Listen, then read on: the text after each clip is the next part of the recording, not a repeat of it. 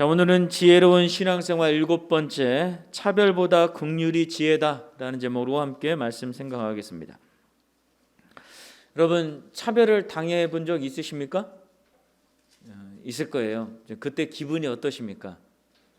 속된 말로 참 더럽죠. 그러면 내가 다른 사람을 차별해 본 적은 있으십니까?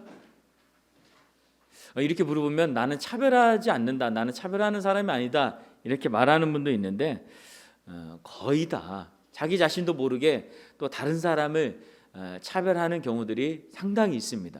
왜냐하면 우리가 이 차별하는 이 문화 속에서 살고 있어요. 그러다 보니까 나 자신도 모르게 내가 하는 행동이 차별인지 아닌지 모르고 하는 경우들이 많이 있다는 것입니다.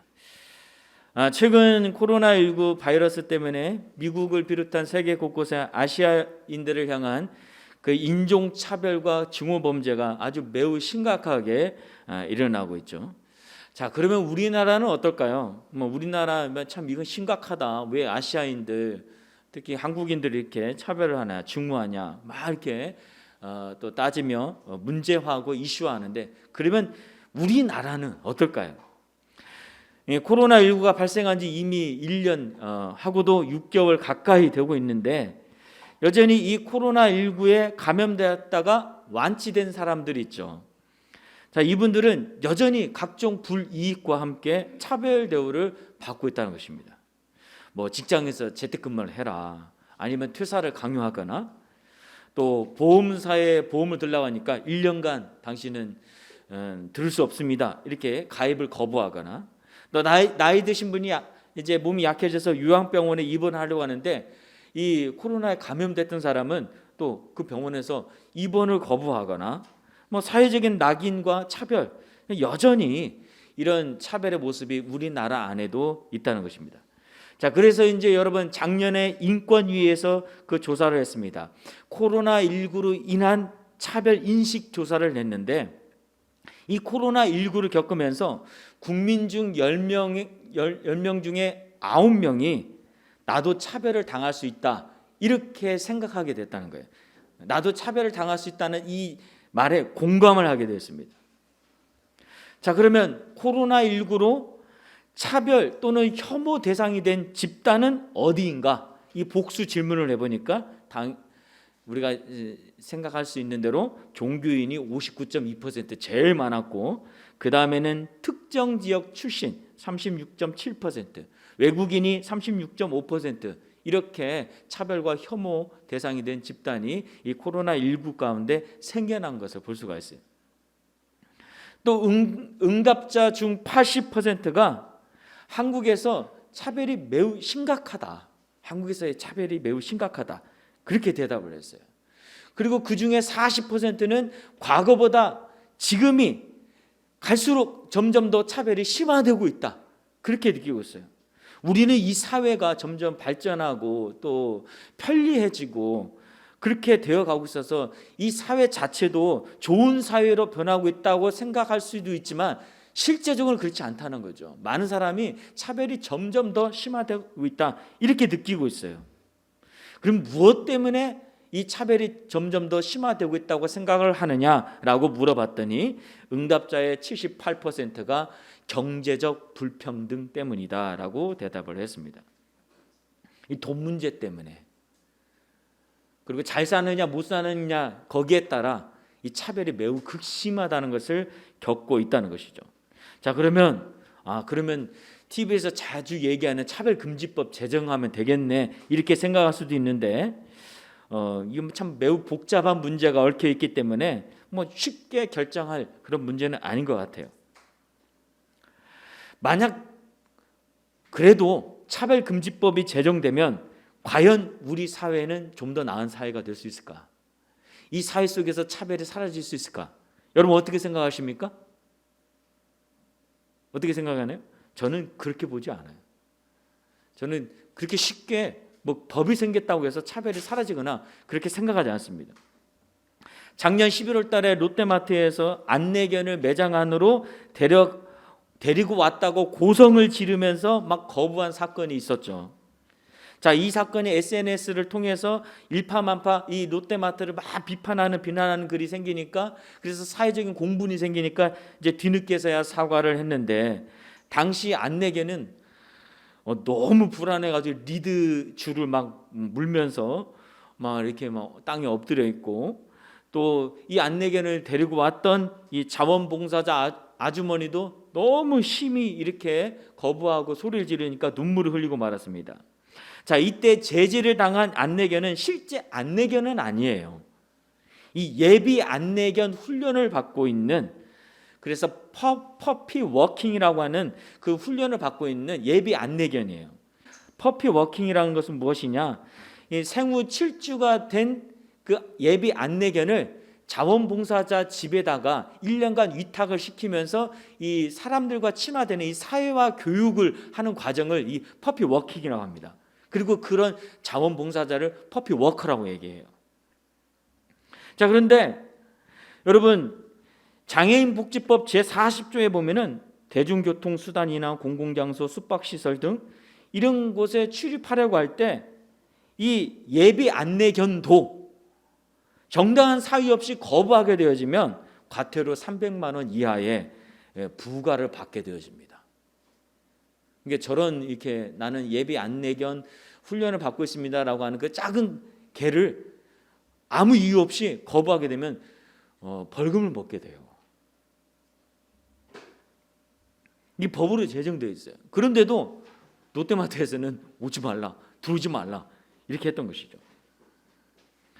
올해 지난 5월 달에는 시각장애인 유튜버 김한솔 씨, 이 프랜차이즈 식당에 들어가서 밥을 먹으러 갔는데 개 때문에 안 된다, 안내견 때문에 안 된다, 실제 안내견인데도 들어오지 말라, 손님들이 싫어한다라고 거부를 했어요. 그래서 법적으로 된다라고 얘기를 했어도 이 식당 주인이 그래도 안 된다 거부를 했습니다. 작년에 미래한국당에서 김예지 당선자가 시각장애인인데 시각장애인 피아니스트였죠. 그래서 이제 당선이 되어가지고 국회에 들어가야 되는데 안내견을 데리고 들어가려고 하다 보니까 이게 문제가 됐어요. 여러분, 어떤 곳에든지 이 장애인 안내견은 들어갈 수 있다라고 법을 제정한 국회가 이 개를 이 국회 안으로 들여볼 것이 말 것인지 고민하게 된 거예요. 말이 됩니까? 이 법이 제정된 지 벌써 12년이 지났어요. 그래서 논란 끝에 이제 결국에는 허용이 됐습니다. 제가 찾아보니까 2004년도에는 거부를 했어요. 그래가지고 이 국회의원, 시각장애인 국회의원이 보좌관의 손을 잡고 이렇게 좀 부자연스럽게 이렇게 해서 국회 의사당에 왔다 갔다 한 걸로 알고 있습니다. 이 김예지 의원이 인터뷰한 것을 보니까 과외 시간이 늦어서 이제 피아니스트니까 피아노 가외를 시키기 위해서 어느 장소에 가야 되는데 너무 늦다 보니까 장애인 콜택시를 접수했지만 이게 쉽게 잡히지가 않는 거예요. 그래서 일반 택시를 불렀더니 왜 걔를 데리고 택시에 타려고 하냐, 장애인 콜택시를 불러서 타라. 그래서 2차 저차해서 안 된다, 지금 빨리 가야 한다 했더니 이 택시기사가 수원 파출소 또 무슨 관공서 뭐 수원시청 여러 군데다 이렇게 전화를 하면서 시각장애인이 안내견을 데리고 타려고 하는데 태워야 하느냐 이게 법적으로 물어본 거예요. 근데 곧바로 답변이 되지 않는 겁니다. 그래서 나중에서야 시청에서 이 복지 관련된 분이 대답을 한 것 같아요. 나중에서야 태워야 한다라고 했기 때문에 그때서야 이제 한 20분 실랑이 끝에 택시에 탄 적이 있다고 합니다. 그러면서 하는 말이 뭐냐, 공무원들조차도 시각장애인을 위한 이 안내견에 관련된 법을 잘 모르고 있다는 거죠. 지난 4월 달에는 휠체어를 탄 60대 장애인이 점심을 먹기 위해서 식당에 들어가는데 안 된다고, 지금 손님들이 몰려오고 있다고, 안 된다고, 그래서 막 항의를 했더니 이제는 문 옆에 앉아서 먹으라고 했다고 합니다. 여러분, 장애인 차별금지법이 2007년도에 제정이 됐어요. 알고 계십니까? 만약에 차별하게 되어서 이게 법적인 다툼을 돼가지고 법적으로 차별했다고 한다면 3천만 원 이하의 과태료를 부과받게 돼요. 금액이 상당히 크죠. 벌써 14년이 지났어요. 이 법이 제정된 지. 그런데도 여전히 장애인을 향한 이 차별은 멈추지 않고 있다고 합니다. 그러면 차별을 당했다라고 해서 이 차별한 거에 대해서 시정을 하라. 이 시정 명령 조치가 여러분 14년 동안에 몇 건이나 있을까요? 딱 2건. 딱 2건이에요. 인권위에서 뭐 100건 이상의 이게 시정 명령이 필요합니다라고 올렸지만 이 행정부에서 조치를 내린 건수는 딱 2건밖에 되지 않는다는 것입니다. 여러분 이것을 봤을 때 법이 제정되어도 우리 사회 속에서 차별은 멈추지 않고 있다는 것입니다.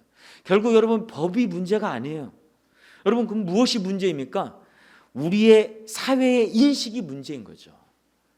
우리가 갖고 있는 가치관이 문제인 거예요. 그리고 여기에 관련된 교육이 문제이고 특별히 우리의 마음이 문제인 거죠. 우리 마음이. 법이 있고 없고의 문제가 아니라 바로 우리 자신이 문제라는 것입니다. 자, 그럼 여러분 교회는 어떨까요? 교회의 차별은 어떨까요? 교회 안에도 차별이 있죠. 제가 목회자이지만 목회자로서 저도 교회 안에서 많은 차별을 경험했습니다. 특히 부교육자일 때 담임 목사와 부교육자 사이에는 뛰어넘을 수 없는 아주 큰 웅덩이가 있어요. 마치 천국과 지옥의 간격처럼 그런 차별이 있는 것을 제가 경험을 했습니다. 대부분 말로는 전도사님, 목사님 이렇게 존대어를 쓰지만 제가 경험한 이 부교육자는 그냥 교회에서 월급을 받고 일하는 직원과 같았어요. 물론 좋은 성도님들이 좋게 대우를 해주는 분들도 상당히 많이 있습니다. 그러나 비교를 하다 보면 담임 목사는 매우 존대를 하고 뭐 부교육자는 그냥 함부로 대해도 된다는 그런 인식들이 상당히 많이 깔려 있었어요.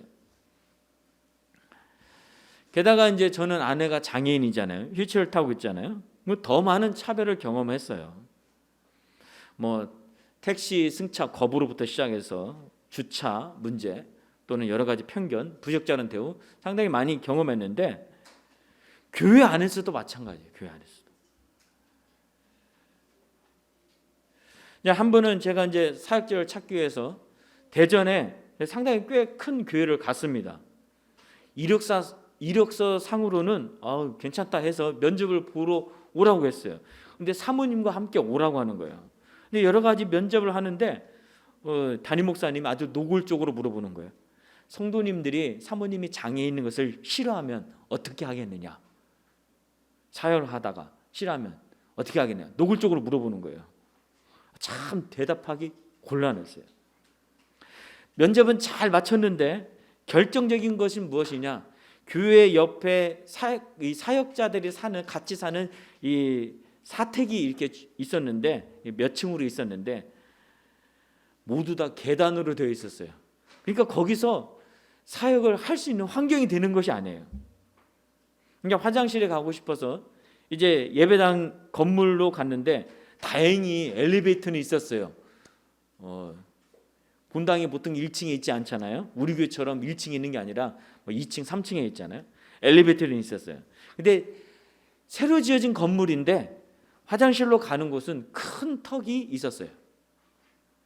그래서 제 생각에 새로 지어진 이 좋은 교회, 많은 성도들이 있다고 하는 교회, 이름도 행복이 들어간 교회인데 과연 장애인들이 여기에서 예배드릴 수 있는 장애인은 몇 명이나 될까 생각했어요. 저는 화장실 딱 보면서 여기에 오는 장애인은 정말 극소수일 것이고 매우 힘들 것 같다라는 생각이 들었어요.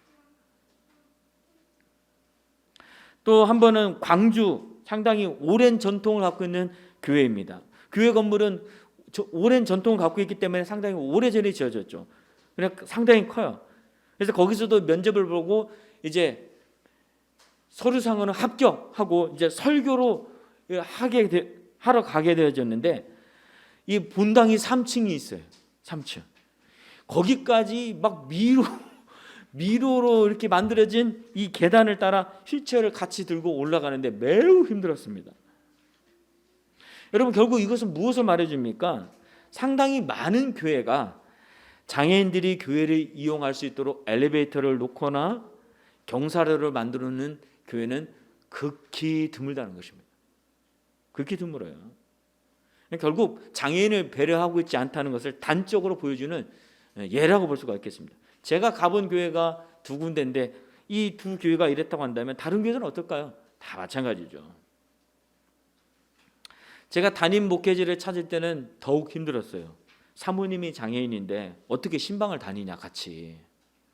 그리고 어떻게 성도들을 케어할 수 있겠느냐. 아예 처음부터 거부당하기가 일쑤였어요. 부교육자 사역지를 찾을 때는 그래도 괜찮은데 담임 목회지를 찾을 때는 거의 100% 그냥 아예 서류상으로 그냥 거부당하기가 일쑤였습니다. 오죽하면 가까이 알고 지내던 선배 목사님이 제가 사역할 만한 곳을 막 찾고 막 문의도 하고 이렇게 하셨는데 제가 개척을 한다고 하니까 너무 잘 됐다.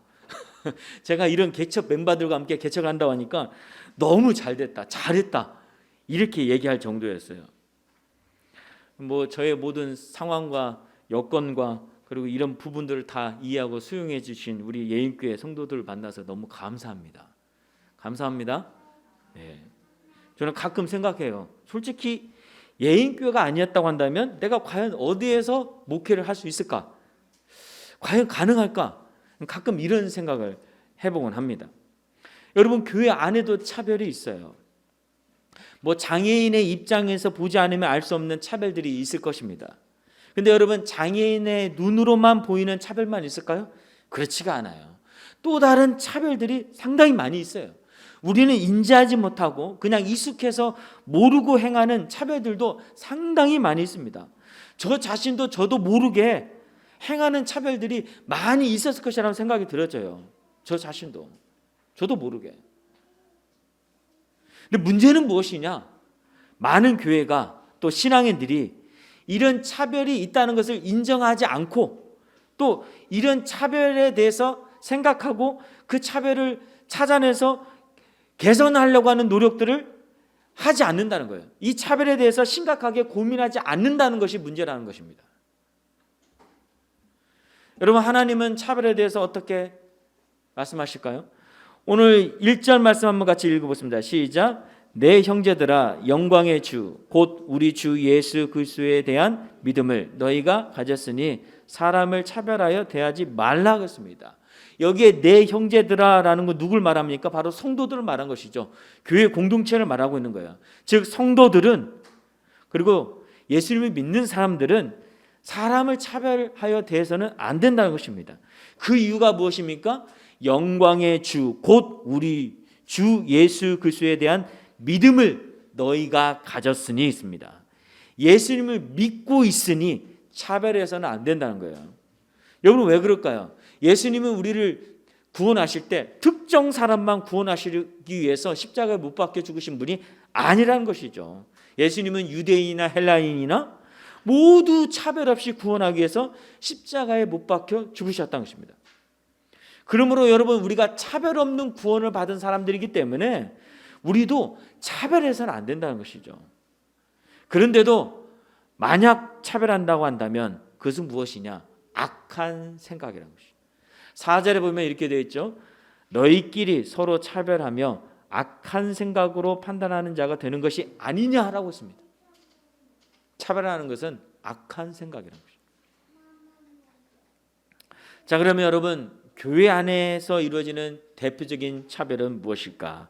자, 오늘 말씀을 자세히 보면 바로 부와 재물에 따른 차별, 경제적인 문제 때문에 이루어지는 차별이 교회 안에서도 이루어지는 대표적인 차별이라는 것을 알 수가 있습니다. 어차피 사람이 사는 세상, 똑같은 세상이기 때문에 그런 것 같아요. 돈이 있고 없고에 따라 사람을 차별하는 것이죠. 좀 전에 얘기했던 것처럼 우리나라 사람들이 갈수록 차별이 심화되고 있다고 느끼고 있는 이유가 무엇이라고 했습니까? 경제적인 불평등 때문이라고 했죠. 돈 문제 때문이라고 했죠.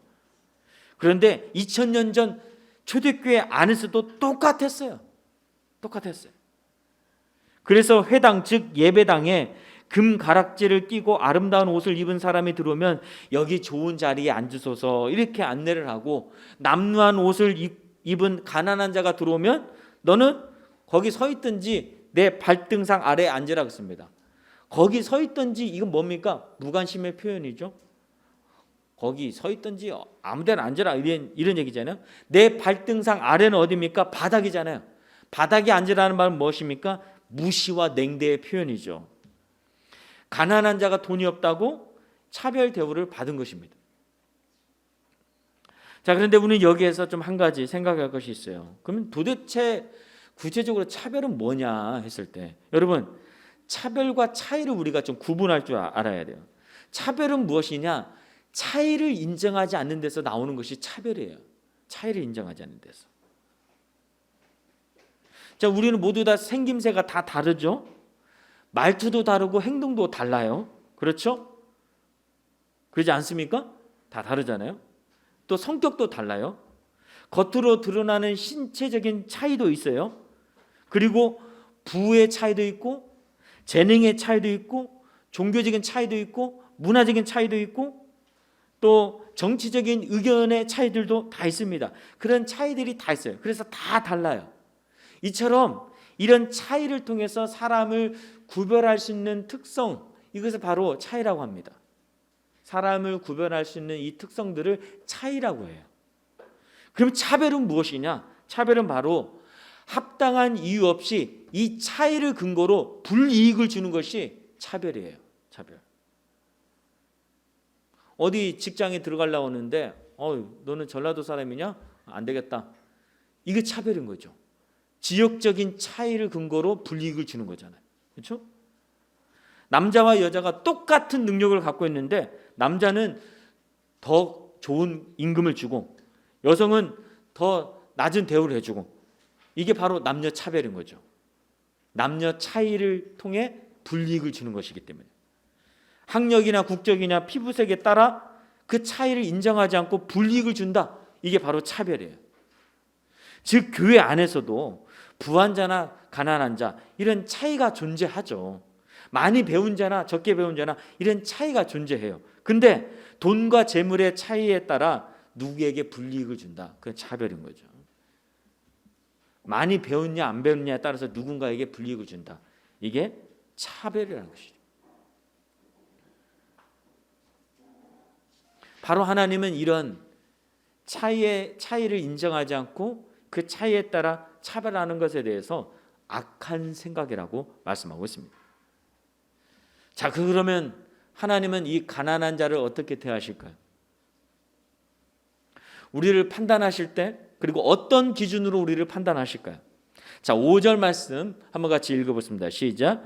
내 사랑하는 형제들아 들을지어다. 하나님이 세상에서 가난한 자를 택하사 믿음에 부유하게 하시고 또 자기를 사랑하는 자들에게 약속하신 나라를 상속으로 받게 하지 아니하셨느냐 했습니다. 자, 하나님은 세상에서 가난한 자를 택하셔서 오히려 믿음에 부유하게끔 하셨습니다. 여러분 왜 이렇게 하실까요? 하나님은요, 이 세상의 잘못된 방식, 이 세상의 잘못된 가치, 이 세상의 잘못된 흐름을 깨트리기를 원하셔요. 그래서 그것을 깨트리기 위해서 세상의 흐름과 세상에 반대되는 방식으로 일을 하십니다. 그러니까 세상에서는 가난한 자들이 대우를 받지 못하고 가난한 자들이 세움을 받지 못하고 가난한 자들이 우뚝 서지 못하니까 하나님은 이런 방식을 깨트리기 위해서 오히려 가난한 자들을 믿음에 부유하게끔 이렇게 세워주시는 거예요. 믿음에 부유하게끔. 그래서 하나님이 우리를 구원하실 때도 어떻게 하셨습니까? 자기 아들을 십자가에 못 박는 그 미련한 방식을 통해서 세상적으로 봤을 때는 미련한 방식, 어떻게 저렇게 했을까? 그런 미련한 방식으로 우리를 구원하셨고, 또 많은 사람들에게 복음을 전할 때도 어떻게 하십니까? 하나님이 딱 나타나서 어떤 능력을 팍 보여주면은 많은 사람이 한꺼번에 믿을 수 있는데 그렇게 하지 않고 전도라고 하는 미련한 방식으로 우리를 구원하시기를 기뻐하셨어요. 그러니까 하나님은 이 세상 방식대로 하시는 것이 아니라 이 세상의 잘못된 방식을 깨트리는 방식으로 일을 하시는 거예요. 그래서 고린도전서 1장 27절에서 29절 말씀 보면, 그러나 하나님께서 세상의 미련한 것들을 택하사 지혜 있는 자들을 부끄럽게 하려 하시고 세상의 약한 것들을 택하사 강한 것들을 부끄럽게 하려 하시며, 하나님께서 세상의 천한 것들과 멸시받는 것들과 없는 것들을 택하사 있는 것들을 패하려 하시나니 이는 아무 육체도 하나님 앞에서 자랑하지 못하게 하려 하심이라 했습니다.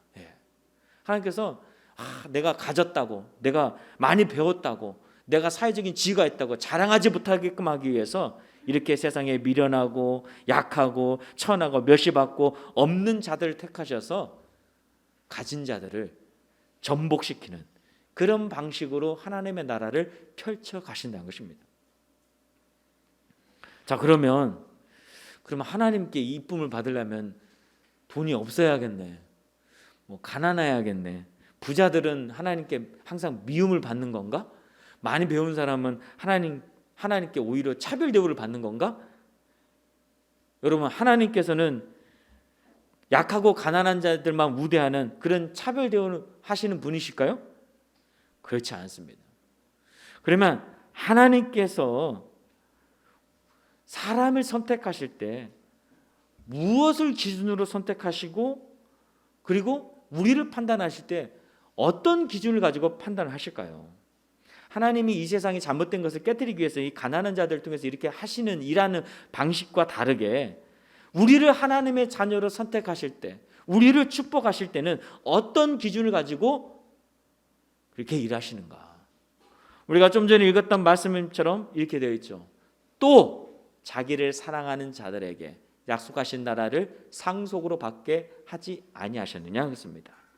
하나님은 사랑을 기준으로 우리를 선택하시고 약속의 그 상속을 우리에게 받게끔 하신다고 했습니다. 여기서 말하는 사랑도 어떤 사랑입니까? 우리에게 먼저 조건적으로 네가 나를 사랑하라 그러면 내가 너를 구원해 줄게, 이게 아니죠. 하나님이 먼저 하신 사랑이죠. 독생자 예수 그리스도를 아낌없이 우리에게 내어주셨어요. 그래서 우리에게 하나님의 사랑을 보여주셨어요. 그 아가페 사랑을 받아들이고 하나님 감사합니다, 나도 하나님을 사랑하겠습니다, 이렇게 반응하는 자들을 선택하시고 그들에게 하나님의 나라를 상속으로 주신다고 하시는 거예요. 그러니까 하나님의 그 무한한 사랑을 깨닫고 받아들이고 그 사랑에 힘입어 하나님을 사랑하는 자들을, 부자든 가난한 자든 많이 배운 자든 못 배운 자들이든 약속하신 나라를 상속으로 주신다는 거예요. 따라서 여러분, 우리가 이런 사랑을 받고 이런 하나님으로부터의 구원의 은혜를 받았으니까 우리도 다른 사람을 대할 때는 어떤 관점으로 대해야 한다는 겁니까? 돈이 있고 없고에 따라가 아니라, 그렇죠?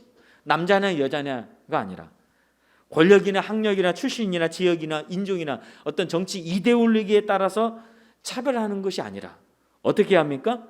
똑같이 사랑의 관점으로 대해야 한다. 사랑의 관점으로, 똑같이 사랑의 관점으로 대해야 한다는 거예요. 돈 많다고 더 사랑해주고 돈 없다고 덜 사랑해주고 이렇게 하는 것이 아니죠. 똑같이 사랑의 관점으로 대해야 한다.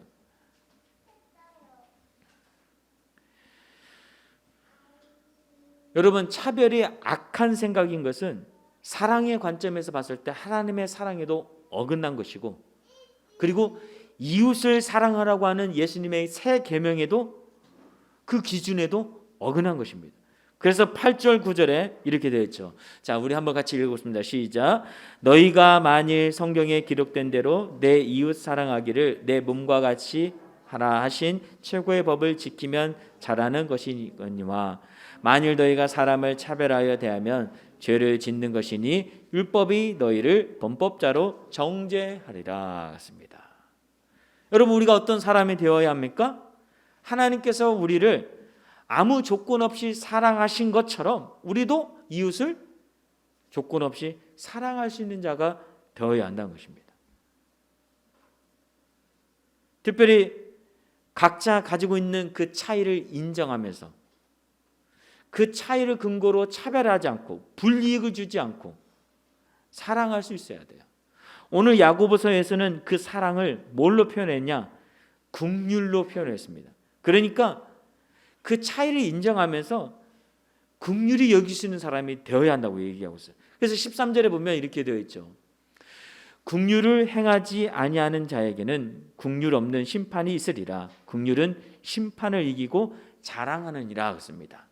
여러분, 긍휼은 불쌍히 여기는 마음이잖아요. 불쌍히 여기는 마음. 즉 차별의 반대는 긍휼이라는 거예요. 차별의 반대는 다른 사람을 불쌍히 여기는 거예요. 그러니까 긍휼이 차별을 이길 수 있는 힘이라는 것이죠. 부자나 가난한 자나 많이 배운 자나 배우지 못한 자나 사회적인 지위가 있는 자나 평범한 자나 건강한 자나 병든 자나 또는 피부색이나 나이, 지역에 상관없이 우리 모두는 죄인인 거예요. 우리 모두는 다 죄인이에요. 그래서 우리 모두는 다 긍휼이 필요한 거예요. 긍휼이. 내가 돈이 많다고 나가는 죄인이 아니냐? 그게 아닌 것이죠. 내가 학력이 많다고 해서 내가 죄인이 아니냐? 그게 아니에요. 우리는 다 하나님 앞에서 똑같이 죄인이에요.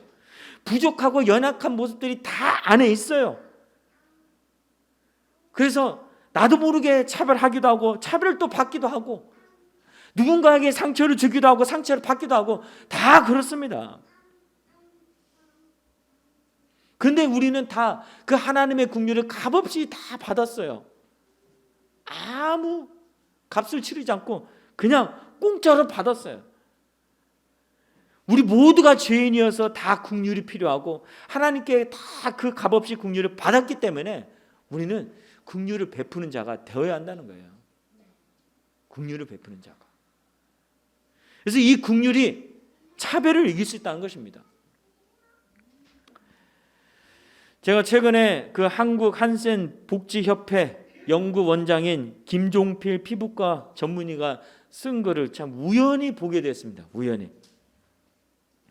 가끔 이제 건강에 관련된 그 신문을 이렇게 보기도 하는데 거기에 이분이 쓴 글을 우연히 봤어요. 한센병 이제 과거식 표현으로는 이제 문둥병이잖아요. 옛날부터 이 하늘이 내린 형벌이라고 보통 불렀죠. 그래서 한센병에 걸린 환자들은 사회적으로 매우 심한 편견과 차별을 당했죠. 그래서 어디 다른 지역에 모여서 살게끔 하기도 하고 그랬잖아요. 특히 가족들로부터 차별을 당하기도 하고 가족들로부터 버림을 받기도 했습니다. 그래서 모든 환자와 가족들은 이 병력을 숨기고 살아요. 이 A씨라는 남자분이 있었는데 21살 때 왼쪽 팔에 감각이 이상해서 보건소에 찾아갔더니 한센병이라고 하는 진단을 받게 되었어요. 앞이 캄캄하고 끝없는 공포가 밀려왔습니다. 혹시 나의 가족이 없어질까? 너무 무서워서 가족들에게는 다 비밀로 한 채 열심히 주는 약을 먹었습니다. 그러자 이 겉모습이 이제 일반인과 같아질 정도로 아주 나아졌어요. 완치됐다고 믿고 사랑하는 여인을 만나서 결혼하게 되었습니다. 그래서 이 행복한 삶을 살게 되어졌는데 항상 재발할까 봐 두려웠어요. 불안했어요. 그래서 약을 완전히 끊지 못하고 이제 지속적으로 이 약을 복용을 했습니다. 그런데 안타깝게도 그 걱정이 현실이 되고 말았어요. 다시 전신에 붉은 반점이 돋아나서 한센 복지협회에 찾아가게 됐습니다. 재발이 된 거예요. 의사 선생님이 이 복합 요법을 통해서 이제 시간이 지났으니까 더 좋아진 것 같아요. 약들이 복합 요법을 통해서 이 약을 주니까 금세 좋아졌어요. 그런데 후유증이 남게 되었습니다. 온몸의 관절 마디마디를 바늘로 찌르는 듯한 그 신경통, 그리고 뜨거움과 그 아픔을 느끼지 못하는 그런 후유증이 남게 되었습니다. 그래서 자기 자신도 모르게 온갖 상처를 몸에 안고 살아야 하는 그런 모습이 갖게 되었어요. 바로 이때 부인이 이 남편의 병을 알게 된 거예요. 그래서 이제 부인이 함께 병원에 남편과 오게 되었고, 남편이 아프다고 말을 하지 않으니까 자꾸 다친다고 핀잔을 주기도 하고, 그래도 이 남편을 버리지 않고 함께 잘 챙겨줬습니다. 이 A씨가 60대가 되었을 때 이제 오른쪽 팔이 말썽을 부리기 시작했습니다. 뭔가를 질 수가 없는 거예요. 떨어뜨려요. 그래서 원인을 찾아봤는데 원인을 찾을 수가 없었습니다. 그런데 설상가상으로 더 큰 불행이 찾아왔어요. A씨의 아내가 그만 암으로 세상을 떠나게 된 거예요. 아이스의 아내가. 자, 이 상황을 몰랐던 이 의사 김종필 이 의사 선생님은 오래간만에 진료를 받으러 온 A 씨에게 자, 오른팔은 어떠세요? 아내가 같이 안 왔으니까 부인은 바쁘신가요? 라고 물었습니다. 그러자 이 A 씨가 눈물을 막 하염없이 흘리면서 나지막하게 아내가 암으로 죽었다고 그 죽음의 소식을 전하게 되었어요. 자, 그리고 2년이 지난 2009년도에는 A 씨도 홀로 쓸쓸하게 눈을 감게 되었다고 합니다. 근데 얼마 후에 의사 선생님이 다른 환자를 통해서 이 A 씨의 부인이 A 씨의 친누나에게 남긴 편지가 있었다는 것을 알게 되었어요. 자, 그 편지 내용이 어떤 내용이냐? 형님, 갑작스런 편지에 놀라셨죠? 꼭 해야 할 이야기가 있어서요. 사실 그이는 한센병 환자랍니다. 알려지면 혈육에게조차 버림받을까 봐 여태껏 말하지 못했네요.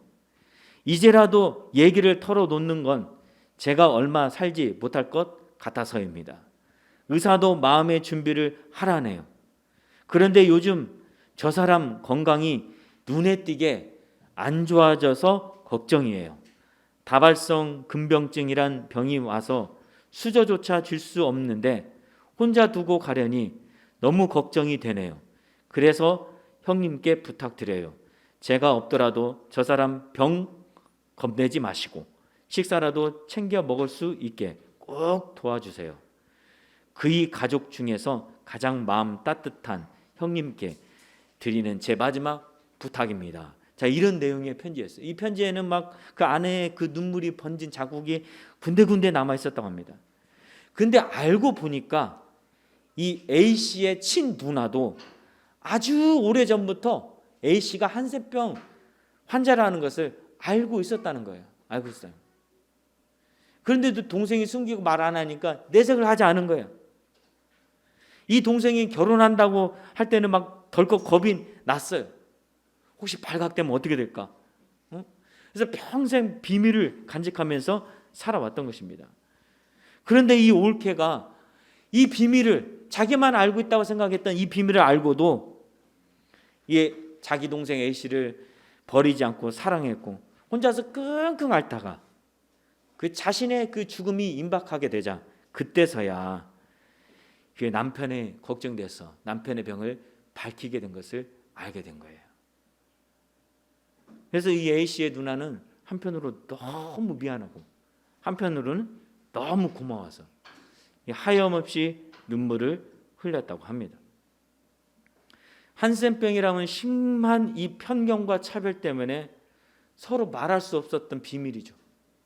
그러나 여러분, A씨를 향한 이 아내와 누나의 그 긍휼과 사랑은 서로 평행생을 그으면서 똑같은 방향으로 계속 가고 있었던 거예요.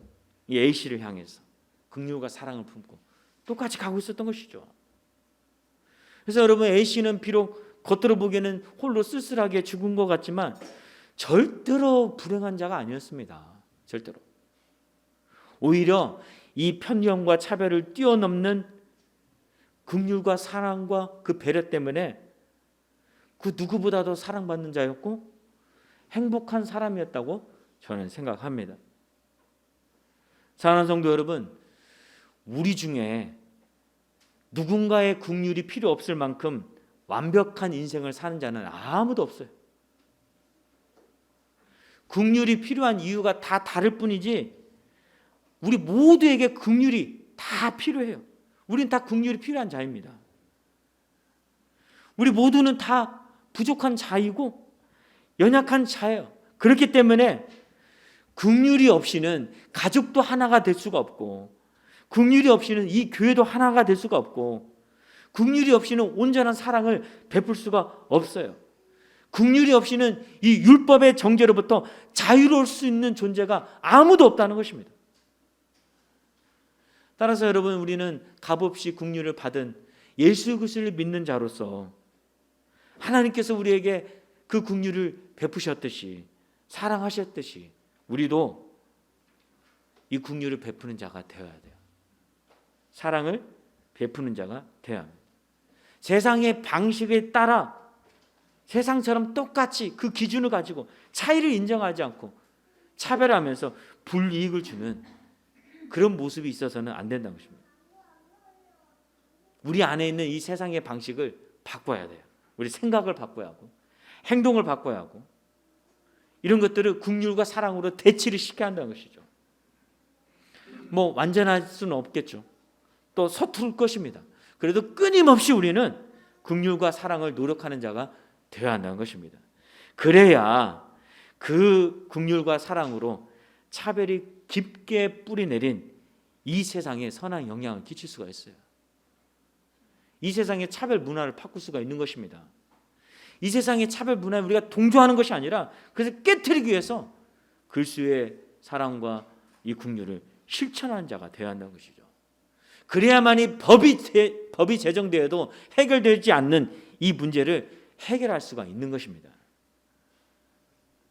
뿐만 아니라 여러분, 긍휼과 사랑으로 살아가는 자는 분명히 하나님께서 지혜를 주실 것이며 하나님께서 약속하신 그 상속 하늘의 놀라운 축복을 우리에게 허락해 주실 줄로 믿습니다. 아멘. 이런 긍휼과 사랑으로 차별을 이겨내고 세상을 변화시킬 수 있는 지혜로운 저와 여러분 되시기를 주님으로 축복합니다. 아멘. 자, 오늘 말씀 생각하면서 함께 찬양하고 기도하기를 원합니다.